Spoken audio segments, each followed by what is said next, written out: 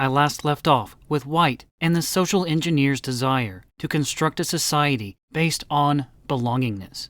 And naturally, of course, for such a belongingness to be formed, the individual must submit to the group, whether he wants to or not, under the direct guidance of that same social engineer and his or her expertise as psychologist, anthropologist, historian, communications specialist, public relations specialist, or perhaps human relations manager, and so on.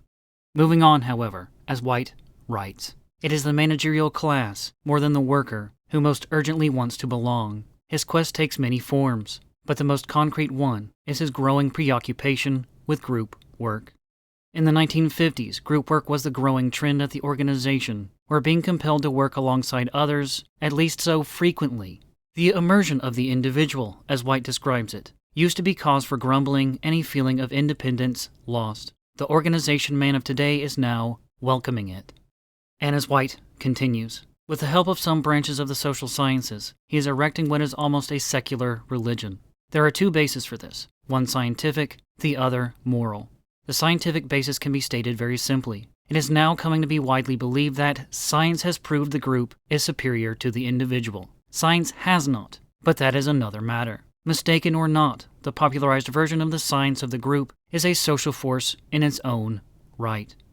The general phenomenon implied here should be consistently called out, especially on matters of recency. Just because something is popularly presented as a science or truth does not mean it is a reality. But the more specific phenomenon here, the belief in the group as always and in every case superior to the individual, in terms of productivity or otherwise, has continued to this day and remains just as powerful a social force from the classroom to the office. It is not that the individual is superior to the group in all cases either, but that this black and white, one-size-fits-all approach has been and is incredibly destructive, and not just to the individual either, but to groups and society as well. As Whyte writes, it is true that the group is tremendously effective in bringing out different points of view that would otherwise remain latent, that together members of a group can see more possible lines of action than if they were consulted individually. It is true that genius cannot function in a vacuum, and that interaction with others in the field can be vastly stimulating and, indeed, often indispensable. But other things are true, too. Moving beyond science, however, Whyte turns to what he believes is the more important moral justification for this increased focus on group work. To the organization man, the search for better group techniques is something of a crusade against authoritarianism, a crusade for freedom, for more recognition of the man in the middle. The key word is democratic. As organization men see it, through an extension of the group spirit, through educating people to sublimate their egos, organizations can rid themselves of their tyrants and create a harmonious atmosphere in which the group will bring out the best in everyone. It is fair to say that most group advocates would be sincerely disturbed at the thought that they are party to anything that would stifle the individual, but they are. Again, this is one of the principal reasons for addressing this book. While individualism is often enough cited as one of the core problems of our current culture, it is individualism, in an older sense, of the individual having value apart from society, that has been under attack for decades.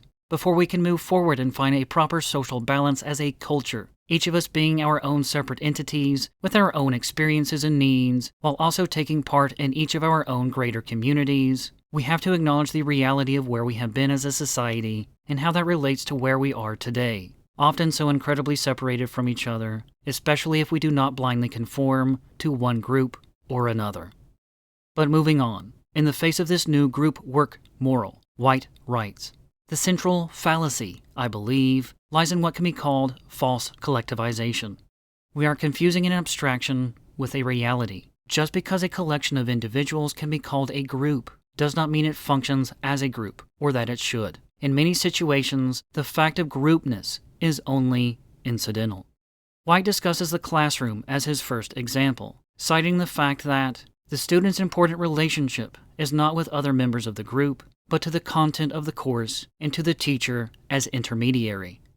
But his second example echoes the problems of psychologist, industrial researcher, and organizational theorist Elton Mayo and his breakdowns in communication, as I covered last time. To cite a typical case, One well-known corporation was worried over a morale problem among its engineers. Now, it is convenient to talk of the engineers as a group, just as it is convenient to talk of hundreds of individuals as a mass audience. A convenient method of description, however, is not necessarily a reality. The engineers appeared to be a group because physically, many of them were housed in the same building. And in the organization charts and pay scales, they were classified together for convenience sake. But their real problem in this instance came from their vertical relationship. That is, their relationship to the particular task and the superiors above them. And their morale problem had very little to do with social harmony among themselves. The company insisted on treating them as a group, however, and in a vain effort to promote morale, completely obscured the real nature of the problem. I am sure that many organization men can think of similar confusions. The unwillingness to admit the reality of conflicts of interest, especially between management and those below them, is a striking theme here. But as Whyte continues, the most misguided attempt at false collectivization is the current attempt to see the group as a creative vehicle. Can it be? People very rarely think in groups. They talk together, they exchange information, they adjudicate, they make compromises. But they do not think. They do not create. The problem, of course, is that group work advocates agree, to an extent, but only in the sense that they see it as a bug of human relations to be cured. And this is the nature of social engineering. It is not just that the intellectual or bureaucrat would form a society in the image he most desires, but that man himself should be engineered, pigeonholed into that same image. Whether he fits or not is no matter. He will be made to fit.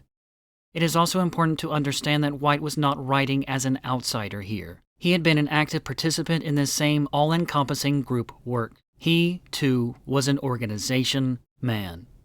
But as he again continues, for any group of people to operate effectively, some firm basis of agreement is necessary, and a meeting cannot be productive unless certain premises are so shared that they don't need to be discussed, and the argument can be confined to areas of disagreement. But while this kind of consensus makes a group more effective in its legitimate functions, it does not make the group a creative vehicle.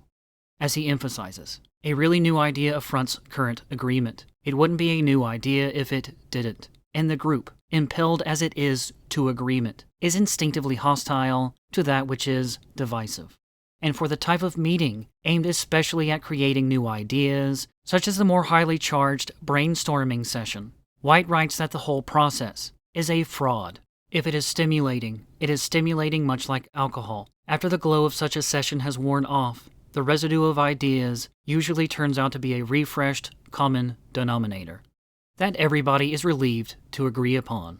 And if there is a new idea, you usually find that it came from a capital of ideas already thought out by individuals, and perhaps held escrow until someone sensed an opportune moment for its introduction. In terms of creation, if you will, or of coming to a new idea in the corporate or bureaucratic sense, Whyte also adds that asking who was responsible makes organization people uncomfortable. To answer it would be an offense against the organization spirit, and even the man himself who first conceived the plan is apt to deny, except perhaps to his wife, that his contribution was really very important. A sense of the fitness of things requires that it be the team, everyone working together, a small part of inexorable symmetry of the overall plan. Repeated time and again, it becomes official, and this is the face of organization and the moral. And here we get at the real meat of the problem, as outlined by Whyte. But now to this inclination is added the force of ideology. On the surface, it seems reasonable enough. The bogey is authoritarianism, and the aim is to free organization people from the pressures imposed on them by opinionated, unilateral people, that all may express themselves more freely. But how do you define authoritarianism? In practice, current definitions of the authoritarian leader come perilously close to including anyone who has ideas of his or her own, or who differs with others on basic policy. Anti-authoritarianism is becoming anti-leadership. In group doctrine, the strong personality is viewed with overwhelming suspicion. The man with ideas is a threat. It is almost as if all this focus on group work is nothing shy of, as Whyte concludes, in relation to current group handbooks, conference leaders' toolkits, and the like, a call to arms by the mediocre against their enemies. The pinnacle of group work of the period, as Whyte outlines, was the Harwald group thinkometer. The group thinkometer is an electric meter, the dial of which is graduated in degrees of interest. Feeding into it are 10 remote control switches, which can be distributed around or under the table, and by pressing the switch, members of the group indicate approval or disapproval. Since the needle on the meter shows only the accumulated group reaction, one can veto a colleague's idea without his being the wiser. And, as the Harwald Company suggests, thus the personality factor is eliminated almost entirely. Extreme? The Harwald Company has only concretized, you might say, the underlying principles of the group philosophy. Again, we see the hand of the social engineer at play here, attempting to eliminate such natural human elements as personality. But Whyte makes it clear that he does not believe there is anything inherently wrong with studying group dynamics. What he questioned at the time were the values attached to such research, and group dynamics in application. Consider the abstractions that are so taken for granted as good, such as consensus, cooperation, participation, and the like. Held up as a goal without any reference to ends, they are meaningless. Why participate, for example? Like similar abstractions, participation is an empty goal unless it is gauged in relation to the job to be done. It is a means, not an end, and when treated as an end, it can become more repressive than the unadorned authoritarianism it is supposed to replace. And why should there be consensus? Must consensus per se be the overriding goal? It is the price of progress that there never can be complete consensus. All creative advances are essentially a departure from agreed-upon ways of looking at things, and to overemphasize the agreed-upon is to further legitimize the hostility to that creativity upon which we all ultimately depend. Again, it's all about the individual conforming to the group or the majority, and in a totally tyrannical sense. And here Whyte begins to close out the first part of his book. In further institutionalizing the great power of the majority, we are making the individual come to distrust himself. We are giving him a rationalization for the unconscious urging to find an authority that would resolve the burdens of free choice. We are tempting him to reinterpret the group pressures as a release, authority as freedom, and that this quest assumes a moral guise makes it only the more poignant. Of all the forms of wanton self-destruction, the Englishman A. Bowman once observed, there is none more pathetic than that in which the human individual demands that in vital relationships of life he be treated not as an individual, but as a member of some organization.